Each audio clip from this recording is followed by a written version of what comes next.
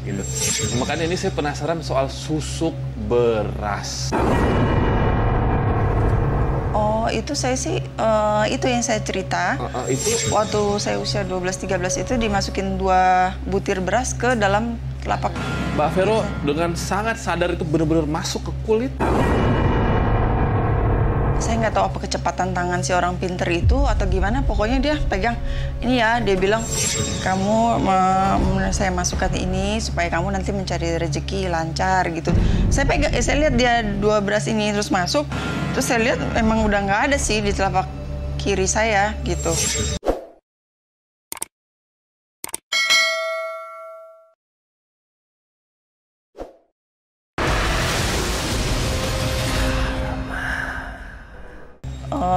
Apa sih? Asli tuh kayak bukan keinginan saya pertama kali loh. Maksudnya saya ngajak gitu enggak. Tapi ketika saya nginep di rumah sepupu, itu sepupu saya, udah yuk di situ ada orang itu tuh Depok, yuk gua anterin gitu loh. Berarti jadi, emang imannya yang belum strong ya? Iya, jadi nolak kayak, kan sebenarnya ya. Padahal kalau lagi di Terawang sama orang pintar, saya sembari doa dalam hati kan. Jadi kayak apa sih? Kayak nggak mau percaya Tuhan, ampuni aku gitu. Maksudnya nggak mau percaya gitu-gituan gitu loh. Jadi kayak, tapi sekarang tetap aku coba tanya lagi, keluar juga ininya apa? Terawangan si orang pintar itu keluar juga, jadi mengganggu pikiran saya gitu loh. Kebetulan benar gitu. Ya. Iya, saya jadi kayak dia bilang mantan yang rambutnya keriting, lengket. Keriting yang nempel di kepala gitu loh.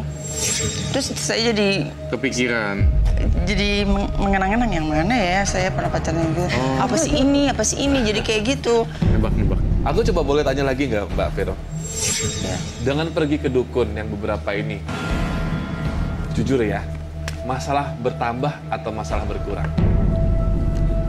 Nggak berkurang, bertambahnya ya jadi kayak kepikiran. Iya kan? Jadi nggak nemuin solusi kan sebenarnya ya? Enggak. Awalnya ada keraguan ya? Roy, aku boleh tanya soal yang beras tadi? Boleh, silakan. Kami pernah ada partisipan, dia makan beras. Itu bukan sesuatu yang aneh sih, karena saya juga dari kecil saya ngambilnya beras gitu. Makanya ini saya penasaran soal susuk beras.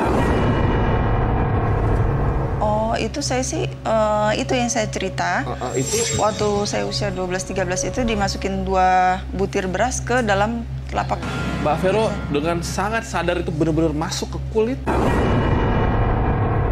Saya nggak tahu apa kecepatan tangan si orang pinter itu atau gimana. Pokoknya dia pegang ini ya, dia bilang kamu saya masukkan ini supaya kamu nanti mencari rezeki lancar gitu.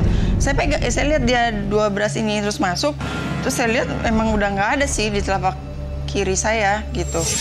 Jadi saya nggak, saat itu kan masih polos kan pertama kali. 13 tadi. Soalnya mungkin juga masih gampang dikelabui kan, bisa juga trik ya.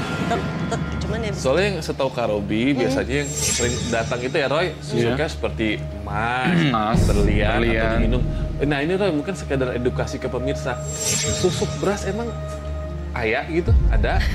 Susuk beras metode lama yang digunakan pada era tahun 90-an ada. Ada. Konon kabarnya susuk beras itu digunakan untuk mempermudah mencari rezeki karena beras menyimbolkan makanan, sandang pangan papan kan. Jadi beras tuh makanannya. Jadi mereka mempercayai itu.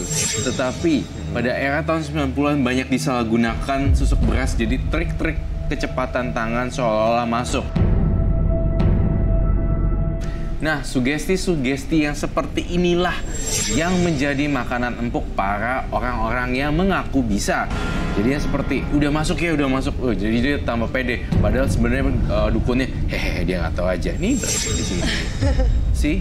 Jadi something magical things happen kalau misalnya kekuatan pikiran kita percaya sesuatu. Ya udah, kayak gitu. Jadi kalau Roy bisa menerobos sekian puluh tahun ke belakang, beras itu sebenarnya nggak dimasukin? Sebenarnya tidak. Kalau misalnya dimasukin, auranya nggak gini juga, gitu. Beda gitu. Berarti tapi dukun saking dia percayanya. Sugesti ya? Iya. Saya pernah dikasih jimat juga di Bangka. Waktu itu saya nggak mau loh beneran, tapi karena dikasih sama waktu itu yang kenal sama ibu saya di Pulau Bangka, jimat warna hitam, tapi saya nggak tahu apa di dalamnya ada. Mungkin kata orang di dalamnya suka ada tulisan-tulisan gitu. Bawa? Enggak, udah saya buang di jalan waktu itu. Iyalah. Yalah. Lagian pakai jimat.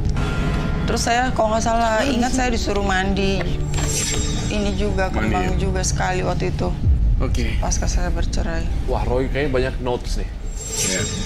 Saya ada beberapa note ya untuk Mbak Vero. Di sini beberapa saya mau kasih tahu beberapa hal ya.